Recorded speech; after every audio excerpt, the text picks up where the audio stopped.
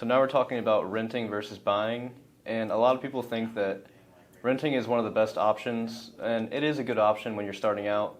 But in reality, the equity that you're spending into that rental portfolio, you're paying someone else's mortgage, and while you may not have to do any of the maintenance or any of the fixing up costs, it will hurt you in the long run because all of that money you've paid into that rental property is going to someone else's mortgage, and that's building their equity profile rather than yours, which I mean, typically you'll see rents go up every year, if not every couple years, and it's really outpacing the equity that you could be building. I like to say that when you're renting, you're throwing away money, but you got to have a place to live one way or another, so not everyone can buy right straight off the bat, and that's why renting is sometimes a good option if you don't plan to stay there for very long. If you plan to stay there 10, 15 years, you're better off saving up a little bit of money and getting a loan and buying a house.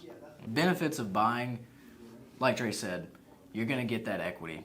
And that equity, it could be a year like we had just a few years ago where you get a lot of appreciation really quickly. Mm-hmm. But over time, you're going to be somewhere between 3 and 5% every single year that you're building that equity. So I always recommend buying if it's an option for you. Yep. And go ahead and get pre-approved even if you don't think that you can buy, because we can at least get you a program set up to where we know exactly what you've got to do to get your credit score right, how much income you're going to need to be bringing in, as well as how much money you're going to need saved up.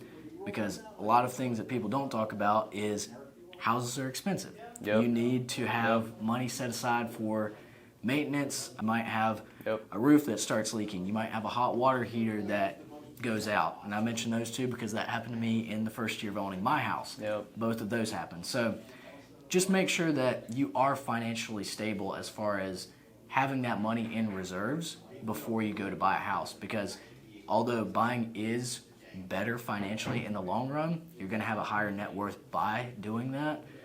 It's got to be something that you're comfortable with financially. Mm-hmm. So definitely go ahead and get pre-approved, see what you qualify for right now, mm-hmm. and then if you don't qualify for anything right now, at least we can get you set up on a path to, fixing your credit, getting your income where it needs to be, and having that money in the bank. And that's one of the most important things is really making sure you're set up to be on a path to home ownership, because the last thing you want to do is rent for 30 years and continue to pay an increasing rent over year. That's just going to, eventually it's draining your pockets. And a lot of people will find that you do spend a lot of money on maintenance, but it's worthwhile in the equity that you gain over time, and you can put a little bit of money into a house, cabinets, floors, and that equity will instantly increase right away just because if people see that you've touched up your house and that you well maintained and you take care of it, it means a lot to people when they just see a house that's not just, trash carpets, junk on the walls, water leaks everywhere. It really makes a difference.